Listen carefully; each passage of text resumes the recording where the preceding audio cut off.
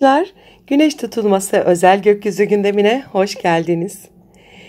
Sevgili koçlar, 21 Eylül 2025'te Başak Burcu'nun 29 derecesinde gerçekleşecek olan parçalı güneş tutulması sizin için oldukça önemli ve dönüştürücü etkiler barındırıyor. Bu tutulma haritanızın 6. evinde, yani günlük yaşam, sağlık, iş ortamı ve hizmet alanları ekseninde gerçekleşiyor. Bu alanlarda bir süredir üzerinize yük olan, sizi yoran ya da artık size hizmet etmeyen temalarla vedalaşma zamanı geldi. Özellikle çalışma arkadaşlarınız, rutin işleriniz, sorumluluklarınız veya fiziksel sağlığınızla ilgili net kararlar alma noktasına gelebilirsiniz. Güneş ve Ay 6. evinizde kavuşuyor, sizi günlük hayatınızı yeniden yapılandırmaya itiyor. Ne kadar üretkensiniz? Gerçekten size uygun bir düzende mi çalışıyorsunuz? Tüm bu soruların cevabını bu tutulma döneminde açıkça fark edeceksiniz. Zihinsel ve fiziksel anlamda temizlik yapmanız gereken bir dönemdesiniz. Tutulmaya karşıtlık yapan Satürn ve Neptün, ki ikisi de retro, bilinçaltınızda çözülmemiş bazı korkuları, belirsizlikleri ya da geçmişe ait yükleri gündeminize getirebilir. Özellikle son bir yıldır ertelenmiş sağlık kontrolleri, iş hayatında tükenmişlik ya da kendi kendinize yüklediğiniz görevler artık görünür hale gelebilir. Ama dikkat, bu sadece bir kriz değil, aynı zamanda büyük bir aydınlanma. Çünkü gökyüzü bu tutulma anında size nefes alabileceğiniz fırsat pencereleri de sunuyor. Gökyüzünde bir uçurtma açı kalıbı oluşuyor. Güneş, Ay ve retro Uranüs ve retro Plüton birlikte büyük bir hava üçgeni oluşturuyor. Bu ne demek? Karar verirken sezgilerinizi değil aklınızı kullanmalı, duygularınızı değil veriler sizi yönlendirmeli. Yeni fikirler, yaratıcı çözüm yolları ve zihinsel ferahlık bu tutulmanın armağanı olabilir. Üstelik bu üçgene Satürn ve Neptün de dahil olduğunda ortaya çıkan uçurtma kalıbı sizi kadersel olarak zihinsel bir arınmaya ve bilinç sıçramasına davet ediyor. Belki de uzun süredir iç sesinizi bastırdınız. Şimdi o sesi duyma, düzen kurma ve yepyeni bir rota çizme zamanı. Bir diğer önemli gelişme ise Jüpiter, Lilith ve Kuzey Ay düğümünün oluşturduğu büyük su üçgeni ve Gad'ın da bu tabloya dahil olmasıyla oluşan uçurtma açı kalıbı haritanızın aile, kariyer ve ilişkilerle ilgili alanlarında duygusal bağların ve karmik meselelerin de çözülme sürecine girdiğini gösteriyor. Güney Ay düğümünün tabloya dahil olmasıyla ikinci bir uçurtma kalıbı oluşuyor ve size geçmişten gelen bir borcun, bir duygunun, bir ilişkinin tamamlandığını müjdeliyor. Fakat gökyüzü her zaman sadece desteklemez. Venüs-Uranüs karesi de var bu güneş tutulmasında. İş ortamınızda ani gerilimler, sağlıkta beklenmedik değişimler ya da adli konularda dengesizliklere işaret edebilir. Mars-Plüto karesi ise özellikle kariyer alanında bir güç mücadelesi yaşamanıza neden olabilir.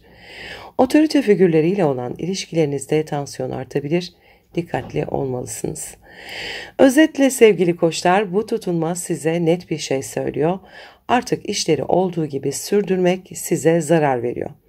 Artık yeni bir düzen kurmalı, sağlığınızı öncelemeli, yüklerinizi gözden geçirmelisiniz. Kader mecburen sadeleşmeye ve zihinsel arınmaya itiyor.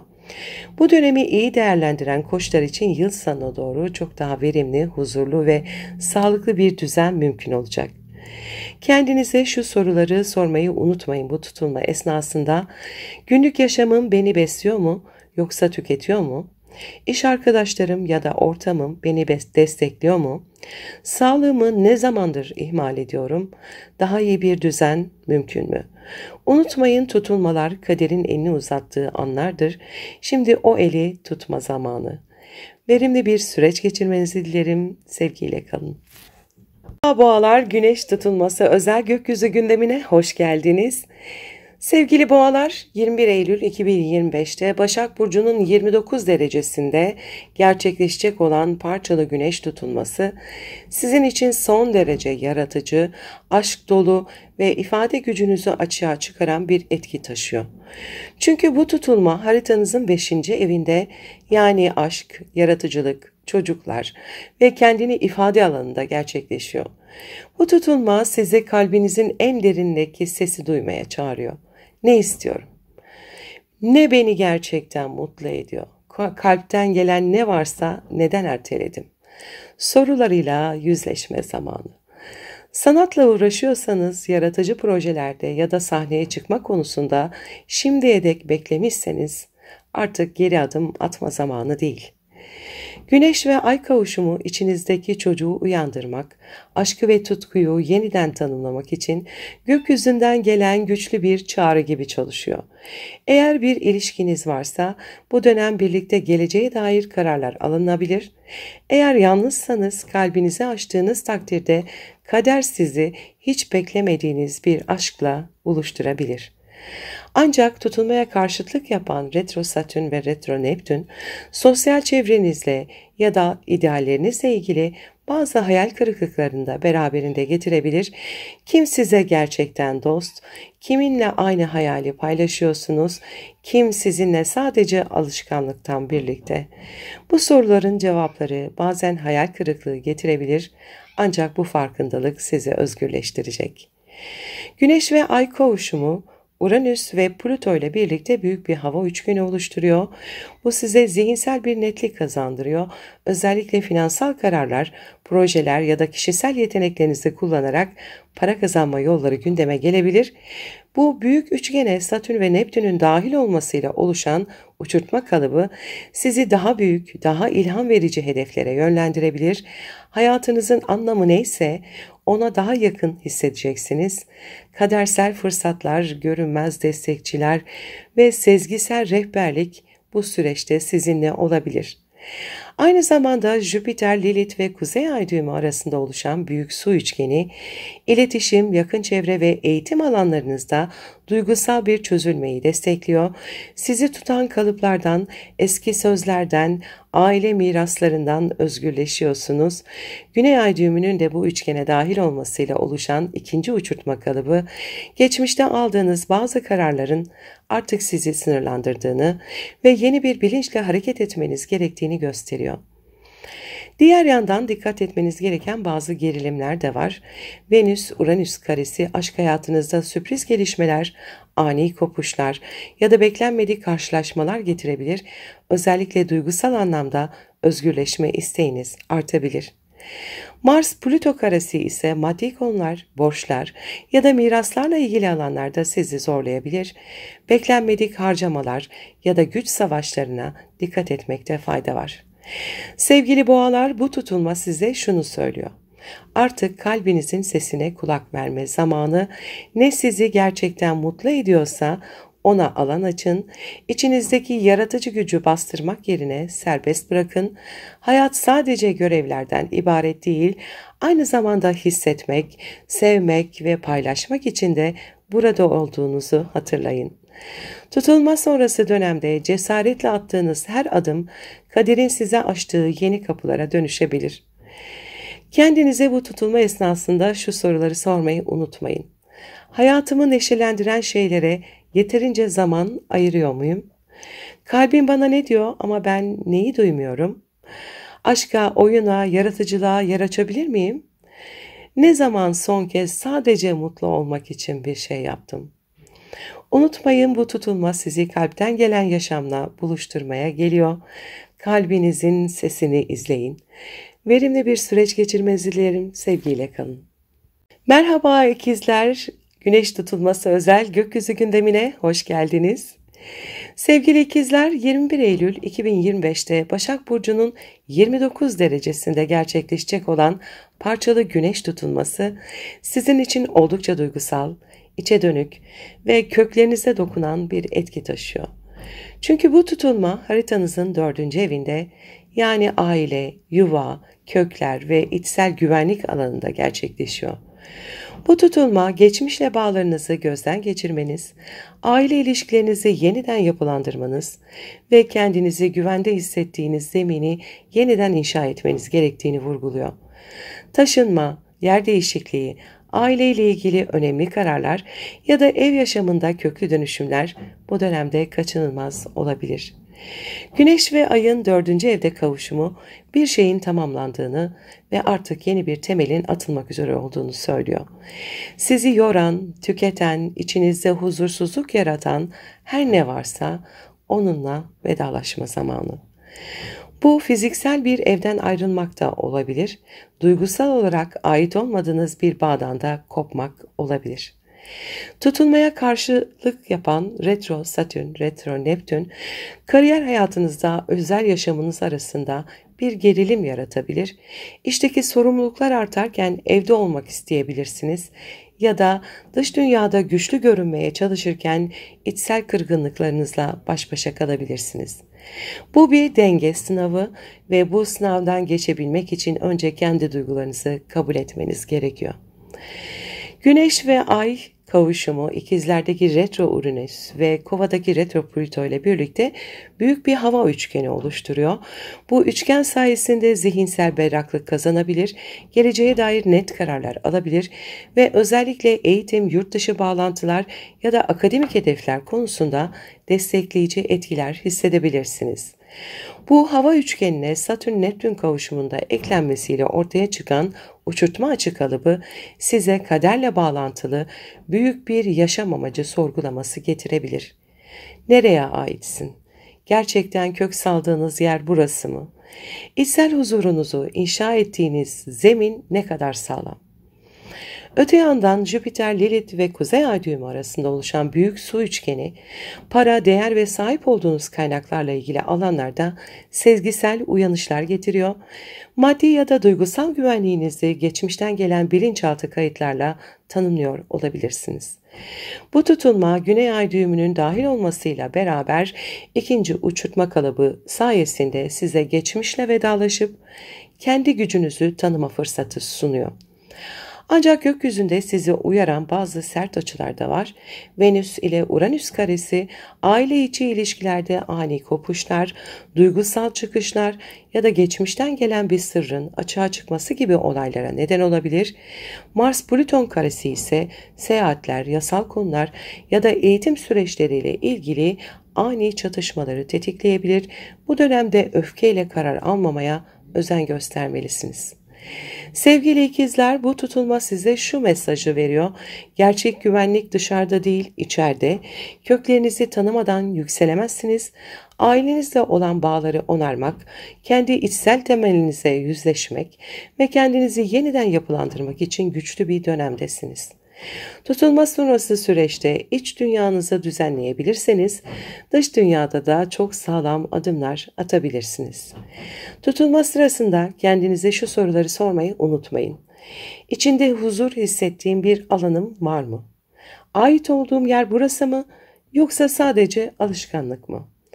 Aileyle olan ilişkilerimde hangi döngüleri artık bırakmalıyım? Gerçek güvende olma hissini nerede, nasıl inşa edebilirim? Unutmayın, bazen ileri gitmenin en sağlam yolu önce köklere dönüp orayı iyileştirmektir. Verimli bir tutulma süreci geçirmenizi dilerim. Sevgiyle kalın. Merhaba yengeçler. Güneş tutulması özel gökyüzü gündemine hoş geldiniz. Sevgili yengeçler, 21 Eylül 2025'te Başak Burcu'nun 29 derecesine gerçekleşecek olan parçalı güneş tutulması sizin için bilgi, iletişim, yakın çevre ve zihinsel süreçleriniz üzerinde güçlü bir etki yaratıyor. Çünkü bu tutulma haritanızın 3. evinde, yani iletişim, kardeşler, kuzenler, komşular, kısa yolculuklar, öğrenme ve zihinsel yapı alanında gerçekleşiyor. Bu tutulma düşünce biçiminizi dönüştürmek, öğrendiklerinizi gözden geçirmek ve ifade şeklinizi yeniden yapılandırmak üzere sizi güçlü bir zihinsel sıfırlamaya davet ediyor. Artık ne bildiğinizden çok nasıl düşündüğünüz önemli olacak. Bu bir eğitim sürecinin sona ermesi, yeni bir projeye adım atma kararı ya da uzun süredir ertelediğiniz bir konuşmanın nihayet yapılması anlamına gelebilir. Güneş ve Ay'ın 3. evde kavuşması zihinsel netlik kazanmak için size muazzam bir fırsat sunuyor. Bu dönem hem yakın çevrenizle olan iletişiminizi hem de kendinize söylediğiniz içsel sözleri iyileştirme zamanı. Belki de artık kendinize başka bir hikaye anlatmanın zamanı geldi. Ancak bu tutulma retro Satürn ve retro Neptün'le karşıtlık yapıyor. Özellikle inançlar, dünya görüşünüz, akademik süreçler ya da uzaklarla ilgili planlarınızda bazı belirsizlikler ya da kısıtlamalar gündeme gelebilir. Gerçeği net bir şekilde görmekte zorlanabilirsiniz. Ama unutmayın, Satürn sizi yanıltmaz, sizi büyütür. Neptün ise sizi önce dağıtır, sonra gerçeğin özünü gösterir. Tutulma anında oluşan büyük hava üçgeni, özellikle zihinsel faaliyetler, dijital projeler, öğrenme, öğretme süreçleri ve kardeşlerle ilişkiler alanında ilham verici gelişmeler getirebilir. Uranüs ve Plüton'un da bu üçgene dahil olması sıra dışı fikirlerinizi cesaretle paylaşmanızı destekliyor. Satürn ve Neptün'ün kavuşumunun bu üçgene eklenmesiyle ortaya çıkan uçurtma kalıbı, zihinsel sınırlarınızı aşmanızı, dünyayı farklı bir pencereden görmenizi ve farkındalık eşiğinizi yükseltmenizi sağlayabilir. Diğer yandan ikinci bir uçurtma kalıbı daha var. Jüpiter, Lilith ve Kuzey Ay düğümü arasında bir büyük su üçgeni var. Bu açı kalıbı sizin özellikle kişisel özgüven, maddi kazançlar ve sosyal destek konularında içsel bir dönüşüm başlatıyor ve işin güzeli bu üçgene Başak Burcu'ndaki Güney Ay düğümünde eklenmesiyle ikinci bir uçurtma kalıbı ortaya çıkıyor.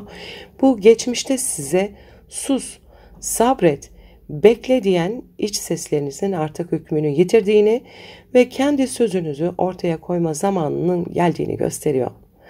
Öte yandan Venüs-Uranüs karesi yakın çevrenizde olan ilişkilerde ani kopuşlar, dijital ortamda stresli diyaloglar veya kardeşlerle gerilimli gündemler yaratabilir. Mars-Plüto karesi de var aynı anda. O da ortaklıklar, sözleşmeler ya da ilişkilerde güç savaşlarını tetikleyebilir. Duygularınızı bastırmak yerine bilinçli ifade etmeyi deneyin. Bu tutulma size şunu söylüyor: artık kendi sesinle konuş, kendi zihninle düşün ve kendi gerçekliğini kur. Artık başkalarının ne dediğinden çok sizin neye inandığınız, neyi savunduğunuz ve neyi anlatmak istediğiniz önemli. İletişim kurma şekliniz değişirse hayatla olan bağınız da değişir. Bu tutulma sonrası dönem sizi zihinsel yenilenme, sözcüklerle şifa ve fikirlerinizle yön bulma fırsatları getirebilir. Tutulma esnasında kendinize şu soruları sormayı unutmayın. Hangi düşünce kalıpları beni geride tutuyor? Kendimi yeterince doğru ifade edebiliyor muyum? Ne zamandır kendi fikirlerime kulak vermiyorum? Zihnimi hangi sözlerle besliyorum? Unutmayın, zihin değişirse gerçeklik de değişir. Bu tutulma sizin için yeni bir zihinsel çağın kapısını aralıyor. Verimli bir tutulma sürecini geçirmenizi dilerim. Sevgiyle kalın. Merhaba aslanlar, Güneş tutulması özel gökyüzü gündemine hoş geldiniz. Sevgili aslanlar, 21 Eylül 2025'te Başak Burcu'nun 29 derecesinde gerçekleşecek olan parçalı güneş tutulması sizin için özellikle maddi alanlarda, değer sisteminizde ve özdeğer algınızda büyük bir uyanış başlatıyor. Çünkü bu tutulma haritanızın ikinci evinde, yani para, kazanç, sahip olduklarınız ve kendinize verdiğiniz değer ekseninde gerçekleşiyor. Bu tutulma size açıkça şunu soruyor: gerçekten neye sahipsin? Ve bir adım daha derine iniyor: sahip olduklarınız sizi değerli hissettirmeye yeter mi diye de soruyor. Güneş, ayın ikinci evde bu kavuşması finansal durumunuzda bir dönüm noktasına işaret ediyor. Uzun süredir devam eden bir gelir düzeni sona erebilir, yeni bir kazanç kapısı açılabilir ya da kazançlarınız aynı kalsa bile siz artık onları farklı değerlendirmeye başlayabilirsiniz. Maddi konulardaki farkındalığınız artıyor. Bu da sizi daha akıllı, planlı ve gerçekçi kararlar almaya yönlendiriyor.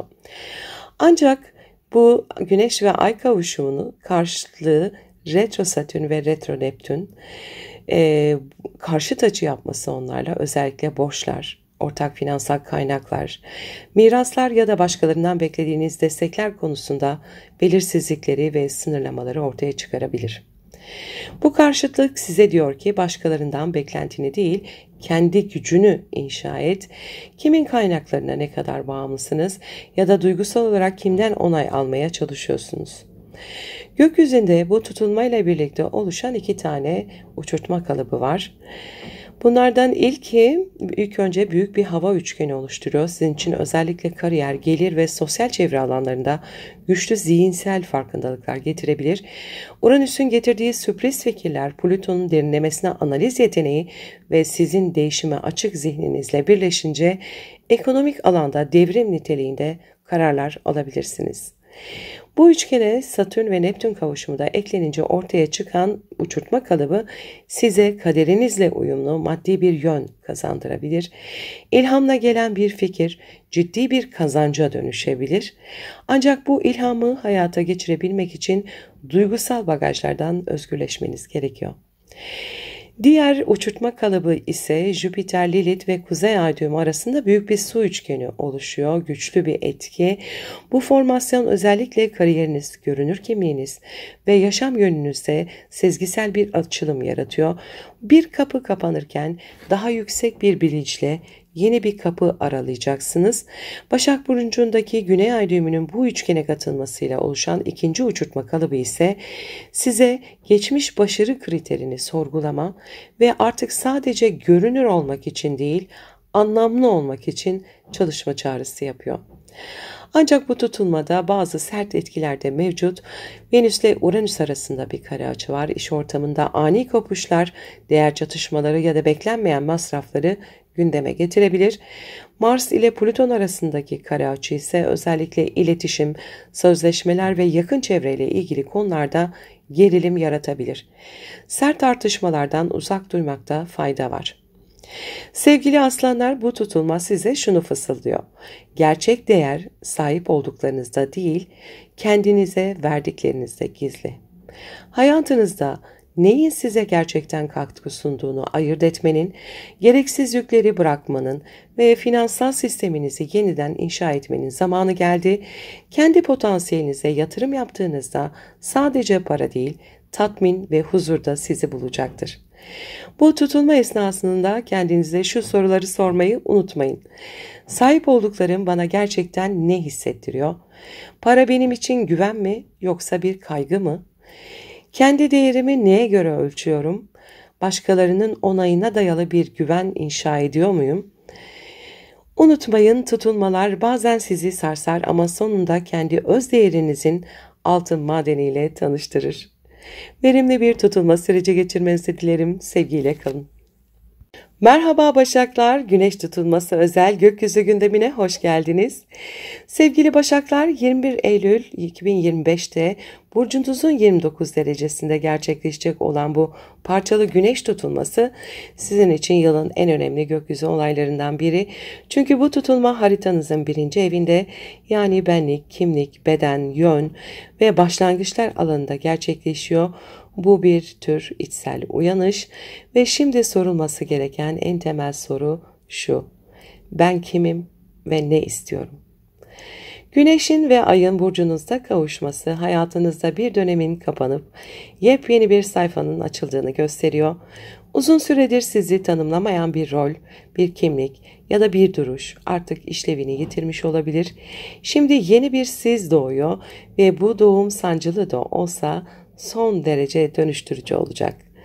Bu tutulma sizin için yalnızca dış dünyada değil, iç dünyanızda da bir yeniden yapılanma çağrısı.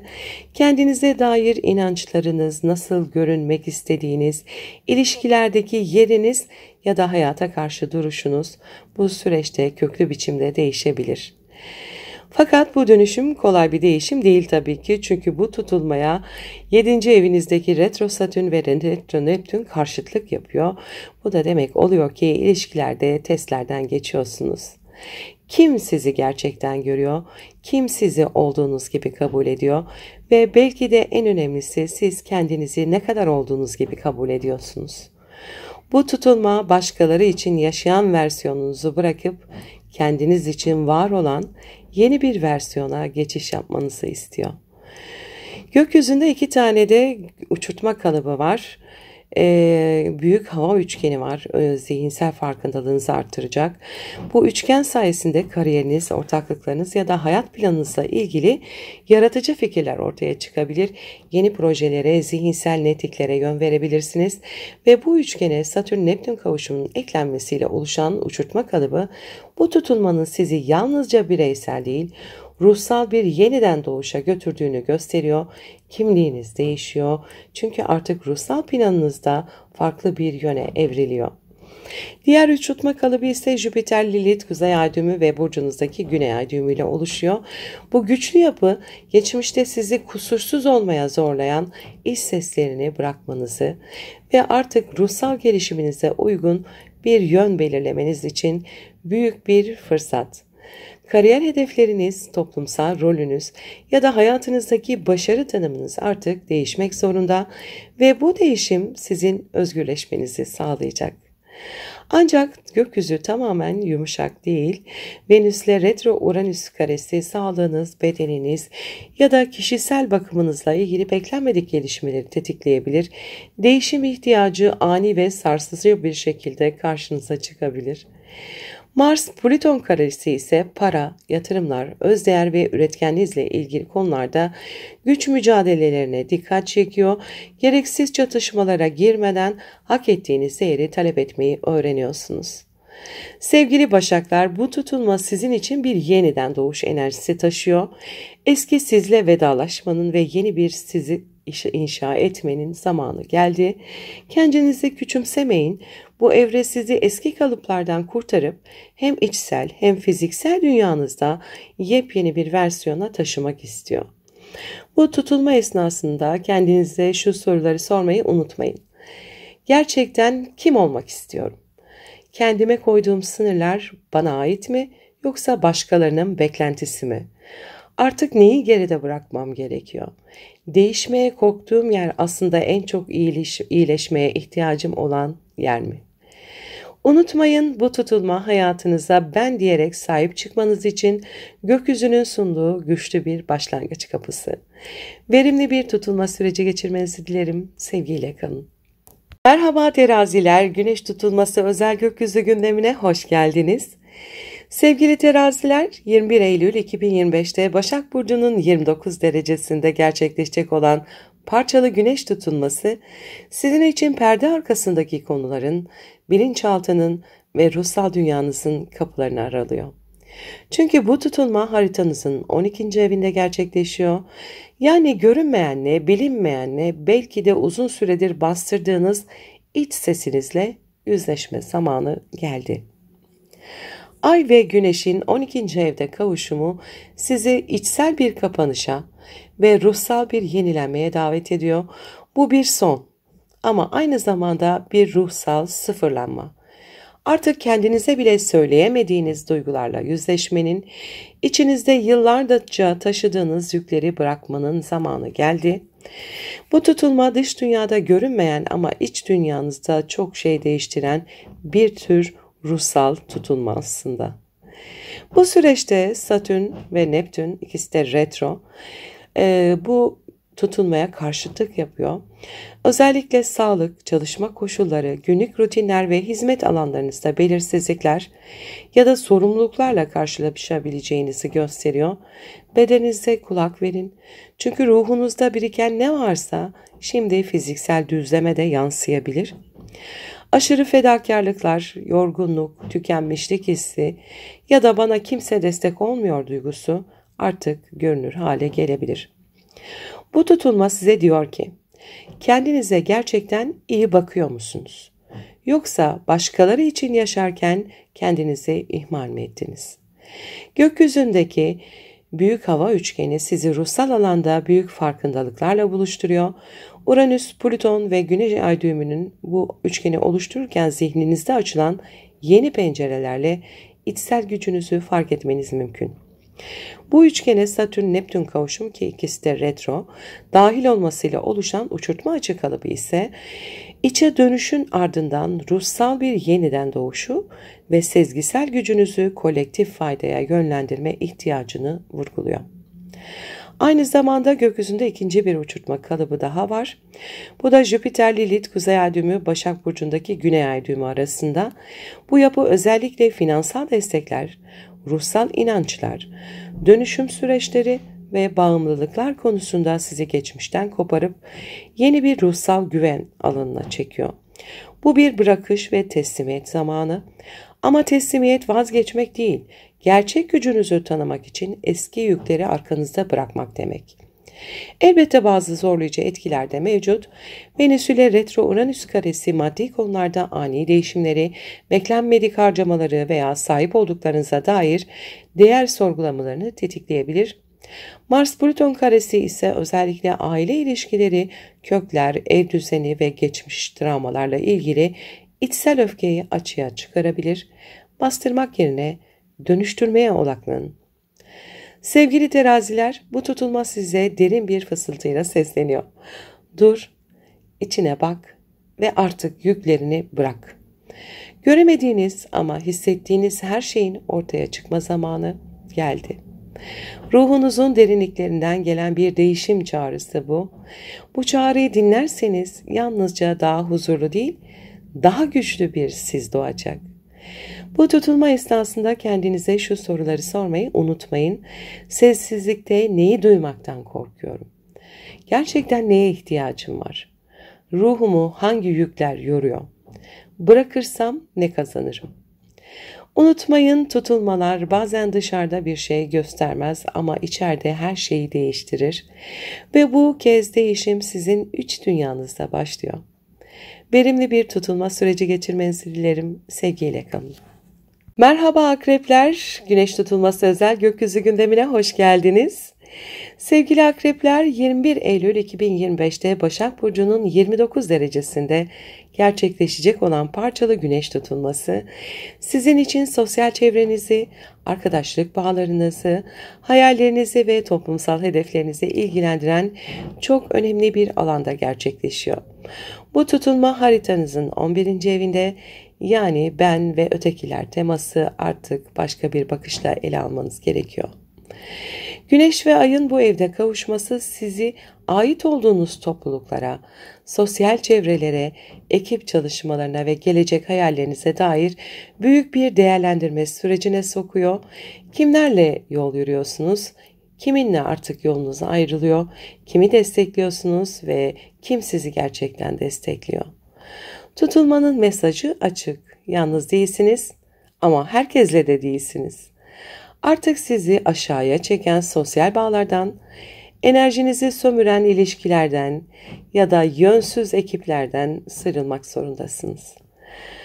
Tutulmanın karşısında retro Satürn ve retro Neptün var. Aşk hayatınız, çocuklar, yaratıcılık ve hayatın keyif veren yönleriyle ilgili bazı sorumlulukları ve belirsizlikleri gündeme getiriyor.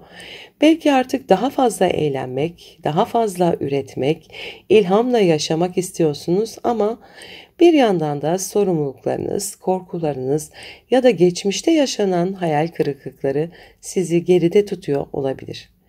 Bu tutulma sizi duygusal olarak büyümeye zorlayacak. Gökyüzünde 2 tane uçurtma açı kalıbı oluşuyor. Özellikle düşünce yapınızda, iletişim biçiminizde ve ortak paydaşlarla olan zihinsel bağlarınızda sizi uyandıracak. Güneş-Ay kavuşumu retro-Uranüs ve retro-Plüton'la birlikte özellikle arkadaş çevresi, iş çevresi ya da kariyer destek sistemlerinizde radikal fikir değişimlerine, stratejik dönüşümlere yol açabilir. Bu üçgene Satürn ve Neptün kavuşumunun eklenmesiyle oluşan uçurtma kalıbı toplumsal alandaki potansiyelinizi ruhsal düzlemle buluşturmak için gökyüzünden bir davet sunuyor. Diğer uçurtma kalıbı ise tam sizin için yazılmış gibi, çünkü bu kalıbın içinde Akrep Burcu'ndaki Lilith var. Yani sizin içsel gücünüz, isyanınız, bastırdığınız ama aslında sizi siz yapan gölge benliğiniz bu kalıbın tam merkezinde yer alıyor.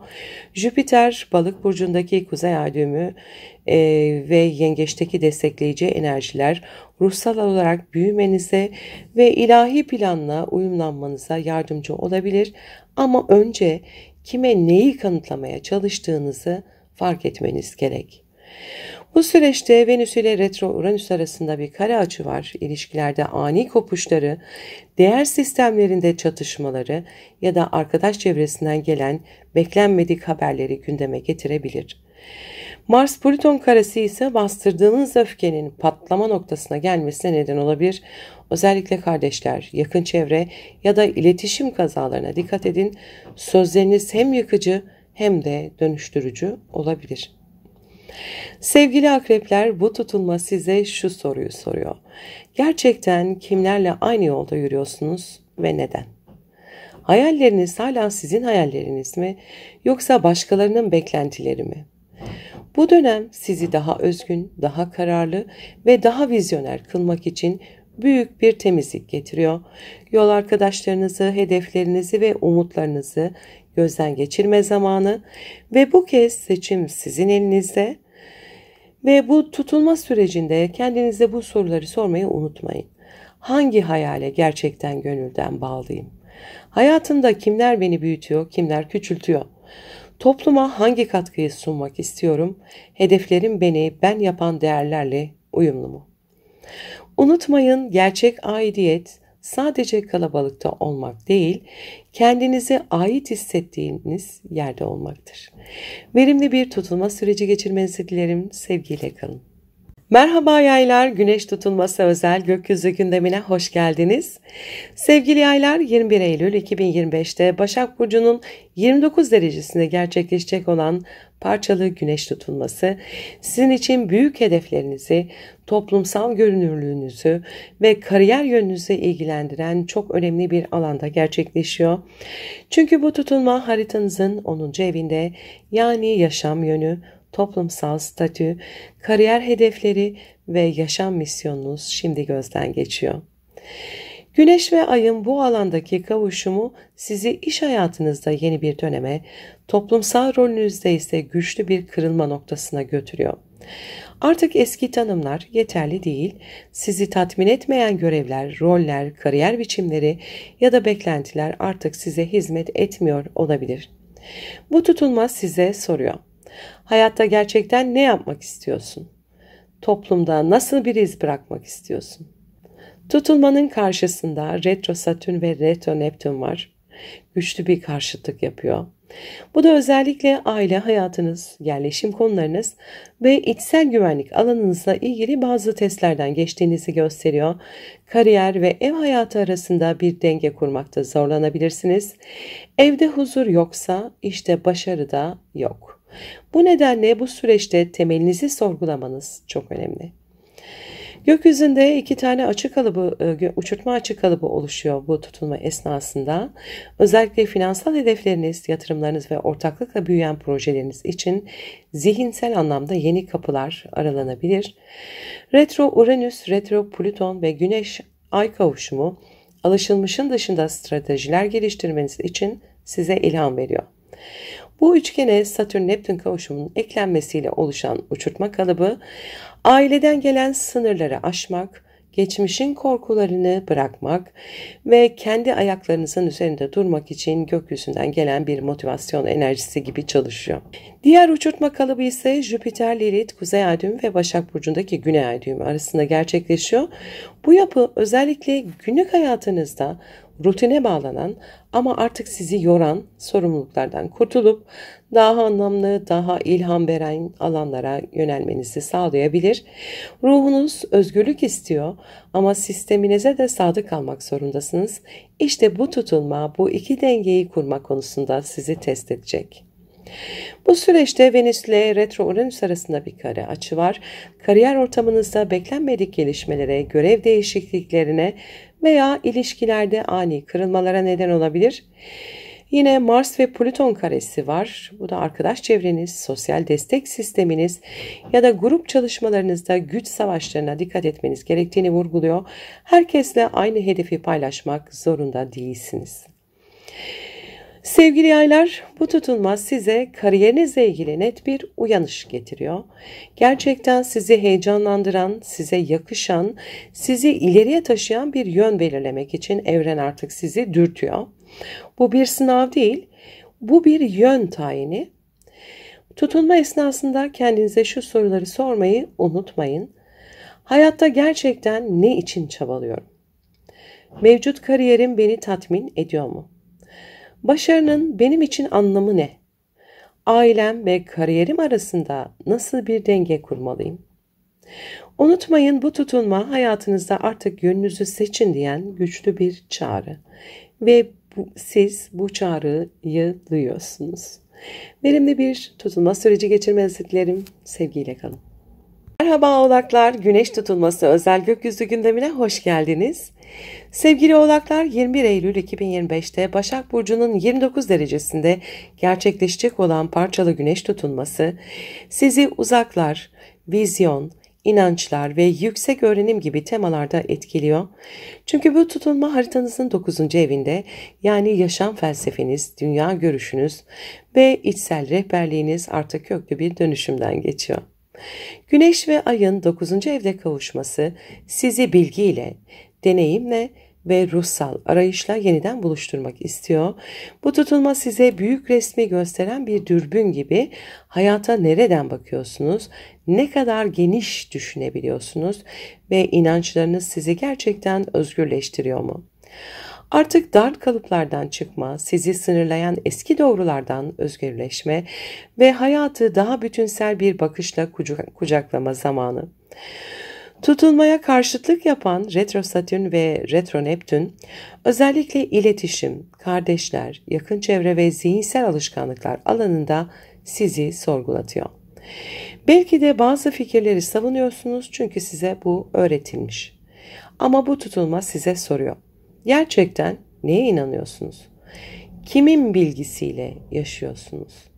Şimdi kendi hakikatinizi bulma zamanı geldi. Gökyüzünde bu tutulma esnasında 2 tane de uçurtma kalıbı oluşuyor. Özellikle günlük iş hayatınız, düşünsel üretkenliğiniz ve iç dünyanızda önemli açılımlar yaratabilir. Güneş ve Ay kavuşumu, retro Uranüs ve retro Plüto ile birlikte özellikle sizi entelektüel anlamda dönüştürecek yeni bir bilgiye, bakış açısına veya eğitim sürecine yöneltebilir. Bu üçgene retro Satürn ve Neptün kavuşumunda dahil olduğunda ortaya çıkan uçurtma kalıbı, zihinsel sınırlarınızı aşmanızı, daha vizyoner düşünmenizi ve ruhsal bilgeliğinizi geliştirme fırsatı sunuyor. Bir diğer uçurtma kalıbı ise tam anlamıyla duygusal destek sunuyor. Çünkü Balık, Yengeç, Akrep burcundaki su elementi gezegenleri sizin ilişkiler, eğitim ve sosyal destek alanlarınızda içsel bir huzur yakalamanız için gökyüzünde birleşiyor. Sizi geçmişe saplanıp kalmaktan alıkoyup geleceğe daha sezgisel bir cesaretle ilerlemeye davet ediyor bu ikinci uçurtma. Tutulma sırasında sert açılar da var.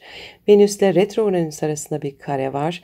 Romantik hayatta ya da çocuklarla ilgili konularda ani kararlar almanıza, duygusal çalkantılar yaşamanıza neden olabilir. Ayrıca Mars-Plüton karesi finansal konularda dikkatli olmanızı, özellikle başkalarıyla paylaştığınız kaynaklar konusunda sınırlarınızı netleştirmenizi söylüyor. Sevgili Oğlaklar, bu tutulma size şunu söylüyor. Hayat sadece çalışmak ve görevleri yerine getirmek değil, bir anlam inşa etmek, bir bakış geliştirmek ve gerçeğinizi yaşamakta gerekli. Siz zaten güçlü bir temel kurdunuz. Şimdi bu temelin üzerine yüksek bir kule inşa etme zamanı. Ama bu kule sadece mantıkla değil, inanç, sezgi ve vizyonla yükselebilir. Bu tutulma esnasında kendinize şu soruları sormayı unutmayın. Neye gerçekten inanıyorum? Hayat görüşüm beni büyütüyor mu, sınırlıyor mu? Kendi doğrumu mu yaşıyorum, başkalarınınkini mi? Bildiklerimi nasıl öğretiye dönüştürebilirim? Unutmayın, gerçek bilgi insanı özgürleştirir ve bu tutulma sizi hem zihinsel hem de ruhsal olarak özgürleştirmek için burada. Verimli bir tutulma süreci geçirmenizi dilerim. Sevgiyle kalın. Merhaba Kovalar, Güneş tutulması özel gökyüzü gündemine hoş geldiniz. Sevgili Kovalar, 21 Eylül 2025'te Başak Burcu'nun 29 derecesinde gerçekleşecek olan parçalı güneş tutulması sizin derin dönüşüm, Kriz, borç, alacak dengesi ve ruhsal şifalanma alanınızı etkiliyor. Çünkü bu tutulma haritanızın 8. evinde gerçekleşiyor. Yani bu dönem yüzleşmelerin, vedaların, finansal yapılanmanın ve içsel gücünüzü geri kazanmanın zamanı. Güneş ve ayın burada kavuşması sizi artık görünmeyeni görmeye, bastırdığınız korkularla yüzleşmeye, kontrolü bırakıp teslimiyeti öğrenmeye çağırıyor. Bu tutulma size açıkça diyor ki, gerçek güç bırakabilmeyi bilmekten geçer. Hayatınızda artık sizi tüketen bağlar, borçlar, duygusal yükler ya da finansal krizlerle ilgili önemli bir kırılma noktasında olabilirsiniz. Diğer taraftan retro Satürn ve retro Neptün bu kavuşuma karşıtlık yapıyor. Özellikle kendi öz değeriniz, kazançlarınız ve güvenlik duygusuyla ilgili sorgulamaları beraberinde getiriyor. Belki de bugüne kadar neye sahip olduğunuzdan çok, neye sahip olmadığınızla ilgilendiniz ama şimdi gökyüzü size soruyor. Asıl yatırım nerede? Güvenlik sadece maddi mi yoksa ruhsal bir hal var mı? Gökyüzünde 2 tane büyük uçurtma açı kalıbı da oluşuyor bu tutulma esnasında. Retro Plüton ve 5. evinizdeki retro Uranüs ve Güneş Ay kavuşumunu birbirine bağlıyor büyük bir hava üçgeni. Bu zihinsel anlamda güçlü bir farkındalık, özellikle aşk, çocuklar, üretkenlik ve kişisel dönüşüm konularında sürpriz uyanışlar getirebilir. Satürn ve Neptün kavuşumunun bu üçgene eklenmesiyle oluşan uçurtma açı kalıbı içsel direncinizi çözerek sizi hem finansal hem ruhsal olarak ileriye taşıyacak bir fırsat sunuyor. Diğer uçurtma kalıbı ise duygusal düzeyde sizi derinleştiriyor. Yengeç, balık ve akrepteki gezegenler ve Başak'taki Güney Ay düğümü sizi kariyer, hizmet alanı ve ruhsal misyonunuz arasında bir denge kurmaya çağırıyor. Artık hangi hizmetin ruhunuza hitap ettiğini daha net fark edebilirsiniz. Kendi karanlık yanınızla barıştıkça başkalarına ışık olma kapasiteniz de artacak. Bu tutulma esnasında sert açılar da var. Venüs ve retro Uranüs karesi var. Ailevi konularda ani kopuşlar, yer değişiklikleri ya da taşıma gibi sürpriz durumları beraberinde getirebilir. Mars Plüto karesi ise gizli kalmış bir öfkenin, bastırılmış bir arzunun ya da ihtiyacın yüzeye çıkmasına neden olabilir. Kontrolü bırakmak zor ama kaçınılmaz. Özellikle de artık sizi tutan sistemler çözülmeye başlamışsa. Sevgili kovalar, bu tutulma size der ki, güç elinizde ne kadar tuttuğunuzda değil, bıraktığınızda ne kadar ayakta kalabildiğinizdedir. Başkalarıyla paylaştığınız her şey, ister boş, ister aşk, ister acı, artık dönüşmek zorunda. Bu süreçte dönüşeceksiniz, evet, ama o dönüşüm sizi daha sade, daha güçlü, daha gerçek bir benliğe ulaştıracak. Bu tutulma esnasında kendinize şu soruları sormayı unutmayın. Kontrol etmeye çalıştığım şey ne? Beni zayıf gösterdiğini sandığım hangi duygum aslında bana güç veriyor? Güvenlik mi arıyorum yoksa özgürlük mü? Kaybetmekten korktuğum şey gerçekten bana mı ait? Unutmayın, asıl dönüşüm görünmeyeni kabul etmekle başlar ve bu tutulma sizi hem maddi hem ruhsal düzeyde arınmaya çağırıyor. Verimli bir tutulma süreci geçirmenizi dilerim. Sevgiyle kalın. Merhaba balıklar, Güneş tutulması özel gökyüzü gündemine hoş geldiniz. 21 Eylül 2025'te Başak Burcu'nun 29 derecesine gerçekleşecek olan parçalı Güneş tutulması sizin için ilişkiler alanında güçlü bir dönüm noktası anlamına geliyor.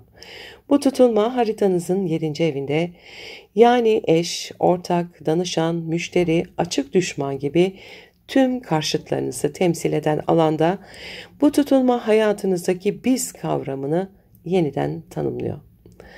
Güneş ve ayın bu evde kavuşması size şu soruyu getiriyor. Bu ilişki bana hizmet ediyor mu? Bu ortaklıkta denge var mı? Önümüzdeki aylar evlilik, uzun süreli ilişkiler ya da iş ortaklıkları alanında yeni başlangıçlar getirebilir. Ama aynı zamanda artık işlevini yitirmiş bağlarında çözülmesine neden olabilir. Tutulmalar netlik getirir ve siz bu tutulmada kiminle gerçekten yola devam etmek istediğinizi fark edeceksiniz. Bu tutunmaya karşıtlık yapan retro Satürn ve retro Neptün bu sürecin sizin için oldukça duygusal, hatta zaman zaman kafa karıştırıcı geçebileceğini gösteriyor. Kendinizi kaybolmuş, belirsizlik içinde ya da yorgun hissedebilirsiniz. Ama bu zihin bulanıklığı aslında bir çözülme sürecidir. Kim olduğunuzu, nerede durduğunuzu ve neyi hak ettiğinizi anlamak için. Gökyüzünde bu tutulma esnasında iki büyük uçurtma kalıbı oluşuyor. Özellikle aile hayatınız, ilişkileriniz ve zihinsel dönüşümünüz arasında yeni bir farkındalık köprüsü kuracak. Güneş-Ay kavuşumu, retro Satürn ve retro Plüton, ani uyanışlara, ilişkinin iç dinamiklerini anlamaya ve geçmiş deneyimlerin kökenine inmenize olanak tanıyacak. Bu üçgene Satürn ve Neptün kavuşumu eklendiğinde ortaya çıkan uçurtma kalıbı sizi artık kurban rolünden çıkarıp yaşamınızda daha net, daha bilinçli bir duruşa davet ediyor. Diğer uçurtma kalıbı ise adeta kalbinize işliyor, çünkü su burçlarındaki balık, akrep ve yengeç yer alan gezegenler sizi aşka, sevgiye, bağlılığa ama aynı zamanda kendinize sadık kalmaya çağırıyor.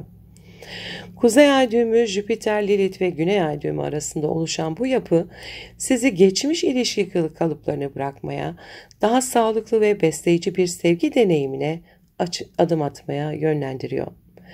Bu tutulma esnasında sert açılar da var. Venüs'te retro Uranüs arasında bir kare var. Yakın çevrenizle ilgili bazı sürpriz gelişmelere, kardeşler veya yakın dostlarla ilgili beklenmedik durumlara işaret edebilir. Mars ile Plüton karesi ise kontrol dışı gelişen maddi konulara, miras, borç ya da alacak gibi meselelerde yüzleşme zamanına işaret ediyor. Sevgili balıklar, bu tutulma size diyor ki, İlişkiler sadece sevgiyle değil, bilinçle de inşa edilir.